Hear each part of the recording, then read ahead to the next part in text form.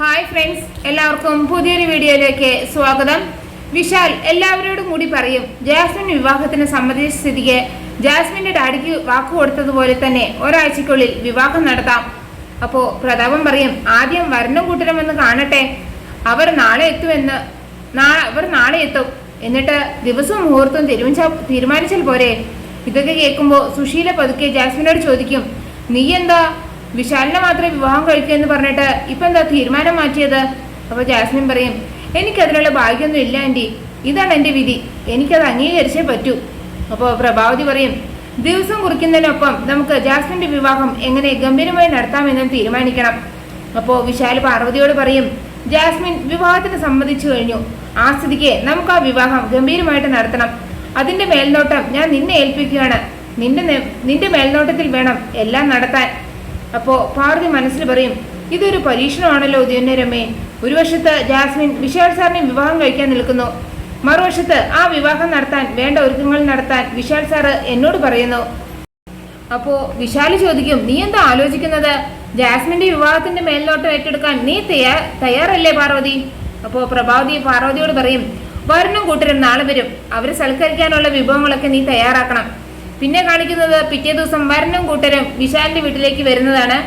ചെറുക്കൻ്റെ അമ്മ അപ്പോൾ പ്രഭാവതിയോട് പറയും, പെണ്ണിന്റെ ഫോട്ടോ പ്രഭാവതി അമ്മ അയച്ചു തന്നപ്പോൾ തന്നെ അത് ഞങ്ങൾ കണ്ടപ്പോൾ തന്നെ ഞങ്ങൾക്കത് ഇഷ്ടമായി. വിവാഹം ഒരാഴ്ചക്കുള്ളിൽ നടത്താൻ ഞങ്ങൾക്കൊരു തടസ്സവുമില്ല. അപ്പോൾ വിശാൽ പറയും, ഒരാഴ്ചക്കുള്ളിൽ ജാസ്മിന്റെ വിവാഹം നടത്താമെന്ന് ഞാൻ ജാസ്മിന്റെ അച്ഛന് വാക്ക് കൊടുത്തതാണ്, അതെനിക്ക് നിറവേറ്റണം. അപ്പോഴേക്കും ജാസ്മിൻ വന്ന് എല്ലാവർക്കും ചായ എടുത്ത് കൊടുക്കുകയാണ്. അപ്പോൾ പ്രതാപൻ ചോദിക്കും, ചെറുക്കന് പെണ്ണിനെ ഇഷ്ടമായോ? ഇനി ഇവർക്ക് മാത്രം എന്തെങ്കിലും വേണമെങ്കിൽ സംസാരിച്ചോട്ടെ. അപ്പോൾ ചെറുക്കൻ പറയും, എനിക്കൊന്നും സംസാരിക്കാനില്ല. അപ്പോൾ ജാസ്മിൻ പറയും, എനിക്ക് സംസാരിക്കണം. അങ്ങനെ അവർ രണ്ടുപേരും കൂടെ മാറി നിന്ന് സംസാരിക്കാൻ പോവാണ് കേട്ടോ. എന്നിട്ട് പയ്യൻ ചോദിക്കും, കുട്ടിക്ക് എന്താ എന്നോട് സംസാരിക്കാനുള്ളത്? ഇത് കേൾക്കുമ്പോൾ ജാസ്മിൻ പറയും, അഭിനയിച്ചത് മതി, താനേ എൻ്റെ കയ്യിൽ നിന്ന് വാങ്ങിച്ച പണത്തിന് കൃത്യമായിട്ട് പണിയെടുക്കുന്നുണ്ടെന്ന് എനിക്കിപ്പോൾ മനസ്സിലായി. കൂടുതൽ അഭിനയിച്ച് താനത് കുളാക്കരുത്. Okay sweety. എന്ത് സ്വീറ്റിയോ? സോറി ജാസ്മിൻ, മേഡം എന്ന് വിളിച്ചാൽ മതി നീ. Okay madam. അപ്പോൾ ജാസ്മിൻ പറയും, തൻ്റെ കൂടെ വന്ന തന്തയും തള്ളയും വിശ്വസിക്കാൻ പറ്റുമോ? കൂടെ നിന്ന് അവസാനം അവർ നമുക്കിട്ട് പണിയോ? അതൊന്നും ഉണ്ടാവില്ല മേഡം. അപ്പോൾ ജാസ്മിൻ പറയും, പറഞ്ഞതൊക്കെ നിനക്ക് ഓർമ്മയില്ലേ? നമ്മുടെ പ്ലാൻ അനുസരിച്ച് എല്ലാം നടക്കണം. കല്യാണ മണ്ഡപത്തിൽ വെച്ച് വിവാഹം നടക്കണ നേരത്ത് ഞാൻ പറഞ്ഞതുപോലെ സംഭവിച്ചിരിക്കണം. അത് അതുപോലെ തന്നെ സംഭവിച്ചിരിക്കും മേഡം. ഓക്കെ, എന്നാൽ നമുക്ക് അകത്തേക്ക് പോകാം എന്ന് പറഞ്ഞിട്ട് ജാസ്മിനും ആ പയ്യനും കൂടെ അകത്തേക്ക് വരികയാണ്. അവർ കാണുമ്പോൾ വിശാൽ ചോദിക്കും, സംസാരിച്ചിട്ട് എന്തായി? രണ്ടുപേർക്കും പരസ്പരം ഇഷ്ടമായോ? അപ്പോൾ ആ പയ്യൻ പറയും, ഇഷ്ടമായി. ആദ്യ കാഴ്ചയിൽ തന്നെ എനിക്ക് ജാസ്മിനെ ഇഷ്ടമായതാണ്. ഇപ്പോൾ സംസാരിച്ചപ്പോൾ കൂടുതൽ ഇഷ്ടമായി. ഞാൻ മനസ്സിൽ കണ്ടിരുന്ന പെൺകുട്ടി തന്നെയാണ് ജാസ്മിൻ. അപ്പോൾ സുശീല ജാസ്മിനോട് ചോദിക്കും, ജാസ്മിന് പയ്യനെ ഇഷ്ടമായോ? അപ്പോൾ ജാസ്മിൻ പറയും, എനിക്കും ഇഷ്ടമായി ആൻറ്റി. അപ്പോൾ പ്രഭാവതി പറയും, എന്നാൽ പിന്നെ തീരുമാനിച്ച പോലെ ഒരാഴ്ചക്കുള്ളിൽ തന്നെ വിവാഹം നടത്താം.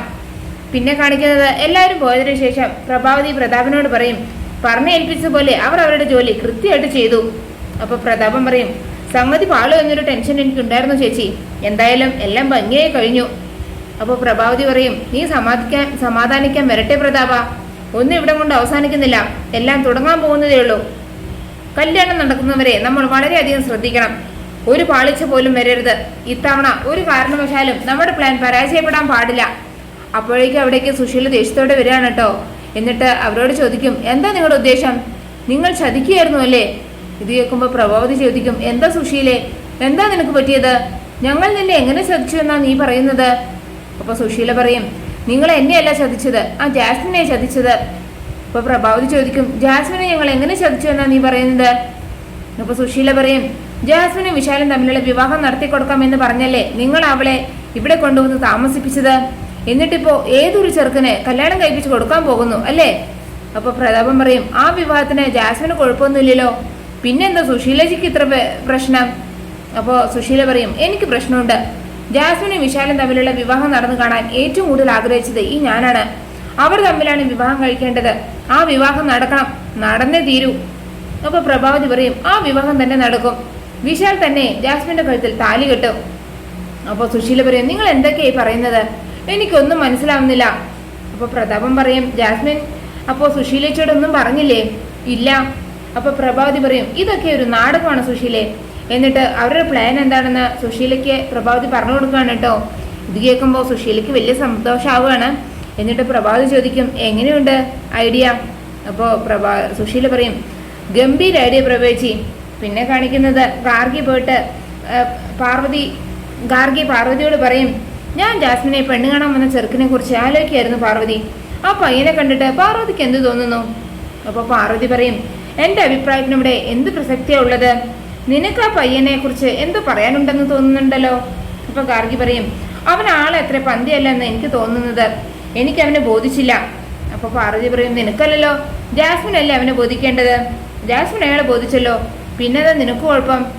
അപ്പോൾ ഗാർഗി പറയും, അതെന്തോ ആയിക്കോട്ടെ, പക്ഷേ അവൻ ആളത്ര ശരിയല്ല പാർവതി, മൊത്തം ഒരു വശപ്പശക്ക്.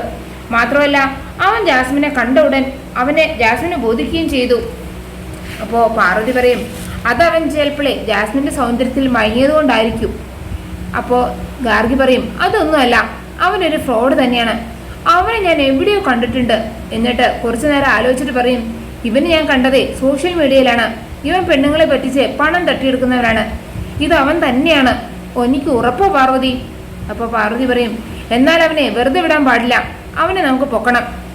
പിന്നെ കാണിക്കുന്നത് പല്ലവി 2 കപ്പ് കോഫിയായിട്ട് വിപിൻ്റെ അടുത്തേക്ക് വരികയാണ് കേട്ടോ. എന്നിട്ടൊന്ന് വിപിന് കൊടുക്കുകയാണ്. എന്നിട്ട് പല്ലവി പറയും, ഇതിലൊന്നിൽ ഞാൻ വിഷം കലർത്തിയിട്ടുണ്ട്, സാറിനെ വിവാഹം കഴിക്കില്ല എന്ന് ഉറച്ച തീരുമാനത്തിൽ തന്നെയാണോ?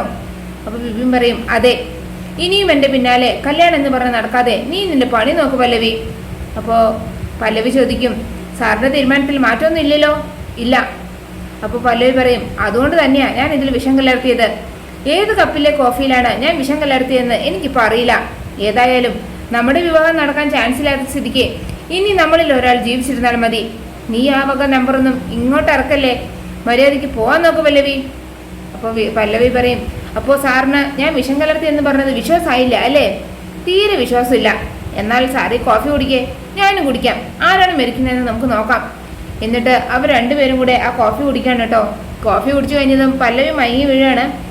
ഇത് കാണുമ്പോൾ വിപിനാകെ ടെൻഷനാവുകയാണ് കേട്ടോ. വിപിൻ പല്ലവി പിടിച്ച് കസരയിൽ ഇരുത്തുകയാണ്.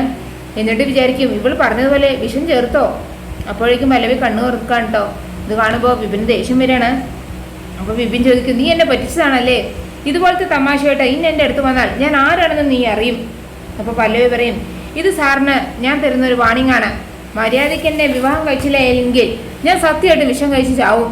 അപ്പോൾ വിപിൻ പറയും, നിനക്ക് ഇതുപോലത്തെ നമ്പർ ഇറക്കാനേ കഴിയൂ പല്ലവി, വിഷം കഴിച്ച് മരിക്കാനുള്ള ധൈര്യമൊന്നും നിനക്കില്ല. അപ്പോൾ പല്ലവി പറയും, സാറിനെ ഈ പല്ലവിയെ ശരിക്കും അറിയാത്തതുകൊണ്ടാണ് സാർ ഈ പറയുന്നത്. സാറിനെ എൻ്റെ ഭർത്താവായി കിട്ടാൻ ഞാൻ ഏതറ്റം വരെയും പോകും. ഇത് കേട്ട് ദേഷ്യത്തോടെ വിപിൻ നടന്ന് പോവുകയാണ് കേട്ടോ. അതേസമയം കണക്കിൽ ചില വ്യത്യാസങ്ങൾ കണ്ടതുകൊണ്ട് പ്രതാപിനെ ചോദ്യം ചെയ്യുകയാണ്. അപ്പോൾ പ്രതാപൻ പറയും, ചേച്ചിയുടെ ആയതുകൊണ്ട് ഞാൻ സത്യം പറയാം. ഇങ്ങനെ പറയുന്ന പ്രതാപിനെ കാണിച്ചുകൊണ്ടാണ് ആ എപ്പിസോഡ് അവസാനിക്കുന്നത്. നിങ്ങൾക്ക് എൻ്റെ ഈ റിവ്യൂ ഇഷ്ടമായി മറക്കാതെ എല്ലാവരും ഒരു ലൈക്കും സബ്സ്ക്രൈബും തന്ന് എന്നെ ഒന്ന് സപ്പോർട്ട് ചെയ്യണേ പ്ലീസ്.